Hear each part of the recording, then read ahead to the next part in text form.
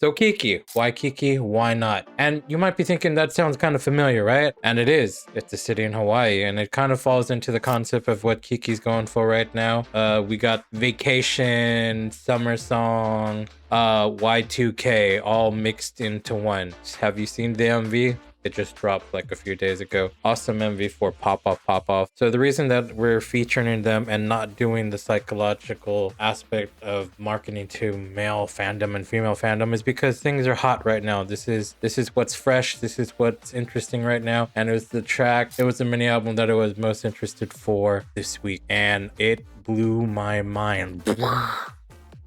Like, I wasn't expecting it. Some of it was overwhelming, but the more that I listened to it, I had a lot of like KiiKii overload as I was at the gym. And you know, the K-pop is what gets me through the workout. So maybe some of you work out to K-pop. Drop it in the comments below. Tell me what you're working out to. Maybe I'll add it to my playlist. And that's actually a call to one of the tracks, but we'll get to that later. Sorry for the old man glasses. But you're gonna ask me, who is KiiKii? But yes, 5-minute girl group made up of Lee Sol, Sui, Jiyu, Ham, and Kia. And you know what? So the name KiiKii is actually Korean giggling.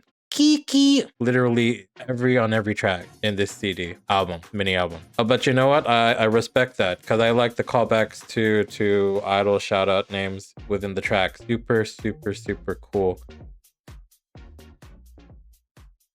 Track 1, Ever Too Late.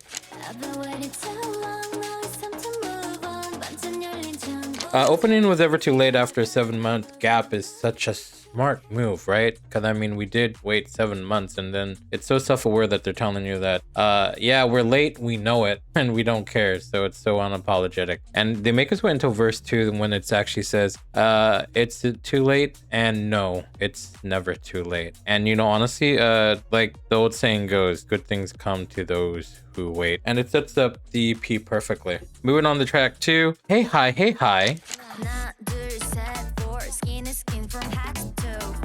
So, and you know what? When you start listening to this, it kind of sneaks up on you, and then you start to realize like, hey, it might be that this is a house track. You know what? Honestly, I was thinking that the pre-chorus and the chorus were actually pretty addictive. And they have such cool lines in there, like making pasta like I'm out in Italy. And such a cool line in the pre-chorus that opens up with Sui going, I think it's actually Sui or Lee Sol, I don't remember. Put me on your playlist, and it just hits so hard.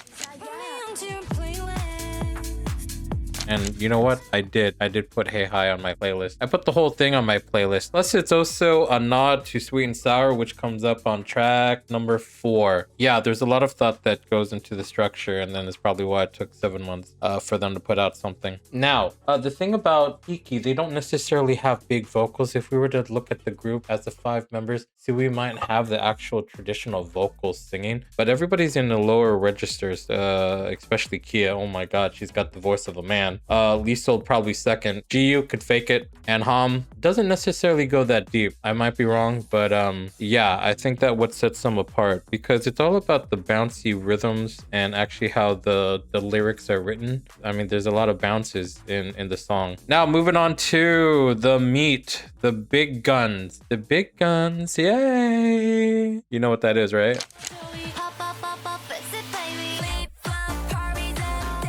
Pop off, literally popping off. Track coming out last week, the sample. Man, it gave me instant vibes of Kesha's TikTok.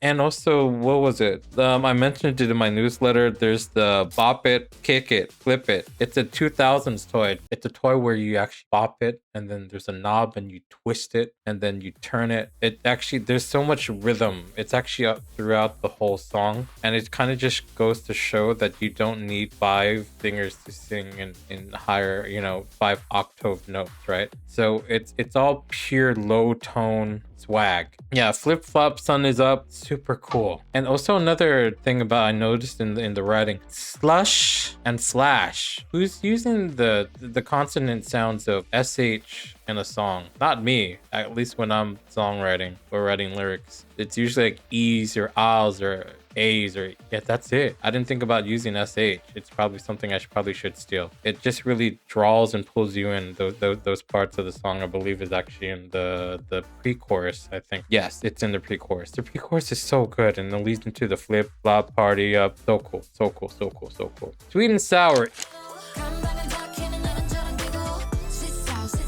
Instant image of sweet and sour pork, Chinese fast food, which is probably why we have a whoa I knee line in hey hi. But man, that refrain, the opening, ho KiiKii and a KiiKii and ho KiiKii and a KiiKii. I can't sing it. Can we play a snippet?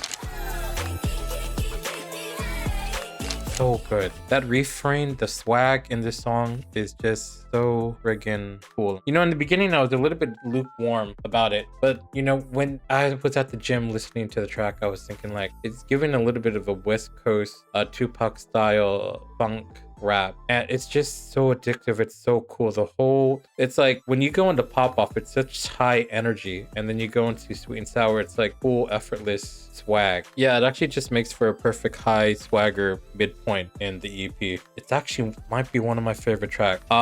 Play sweet and sour. Anyways, track 5, Candy Pink Magic Whole Flip Phone. What kind of name is that?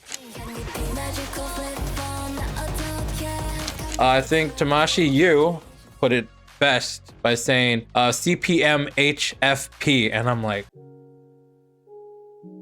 yes, okay, yes. This is pure candy, pure unadulterated Y2K hyper pop. And you know what? When I was doing my research, I had no idea that, you know, I thought we were thinking about flip phones. When you think about a candy pink magic hole flip phone, you think of like a toy phone that you buy at like the 99-cent store. That's not necessarily it. Apparently, from my research, it's a callback to a Samsung's phone from 2009, which is crazy. But yeah, this one is just, they released it as a visualizer. But yes, I'm a key to the key. I know you love me. It's the lyrical bounce in the way the lines are written that give the bounce. It's not necessarily the instrumental. It's like, this is why the group doesn't have to oversing their songs, because lyrically the songs are actually very, very good. Definitely a great member shout out song, or sorry, group name shout out song. And Blue Hour.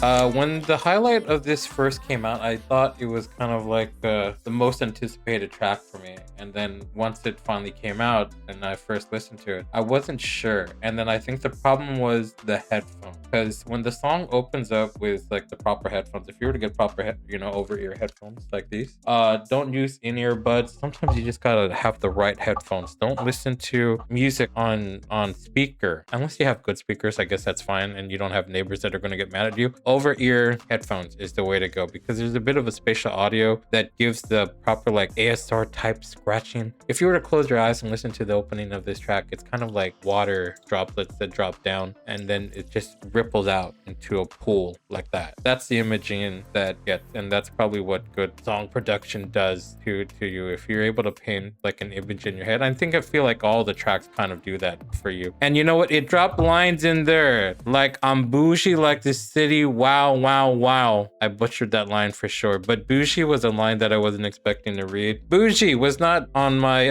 bingo card of seeing it in a K-pop song. Yeah, this song just has so much swag to it.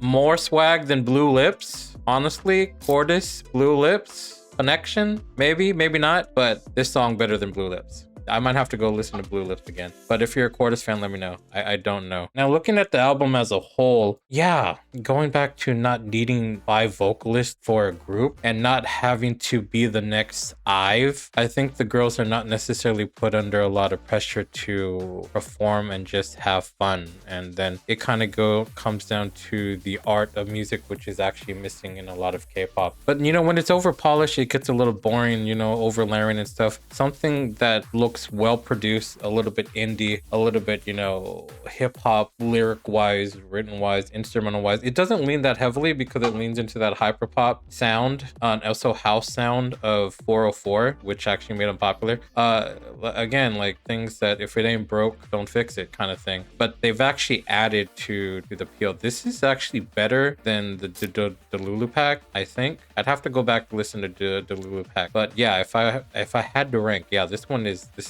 is on top, and then the Lulu pack, and then Uncut Gem. This one is just so good. They're able to work with what they have. They know what they are, and they're not trying too hard. I don't know, whatever they've been crafted to, these girls kind of fit like this Pinterest image, you know? If you were to take each girl and then you could just imagine the board of Pinterest on your phone, and then you everything. Man, it's such a cool image. I fucking love KiiKii. You know, I even have a friend that's posting their stuff when she wasn't even a fan of their music. I'm like, LARP much? Guys, if you're not listening to KiiKii, WhyKiiKii? Go out now. Go into your phone. Spotify, Apple Music, it's everywhere. Deezer, if you're using Deezer, I don't know what you're using. Go out, listen to KiiKii. It's the thing I'm most excited about this week. I don't know what's going to be the most exciting thing next week. You're going to have to check out the newsletter, the Cusp Culture Radar on Substack, to find out what I'm going to be listening to and what's cool. But yeah, KiiKii kind of fits what the Cusp Culture is all about. You know, it's like not necessarily the mainstream, you know, it's like it's something that you should be checking out. If you have any advice or tips, or maybe the way we structure the videos, would you prefer something more longer form or not, or these are just perfect? Just let us know, because we're kind of like learning along the way. I'm learning along the way, you know. Sometimes I have to get into a flow, but let us know on what we can improve. So this is me signing out for tonight. Good night. KiiKii, KiiKii.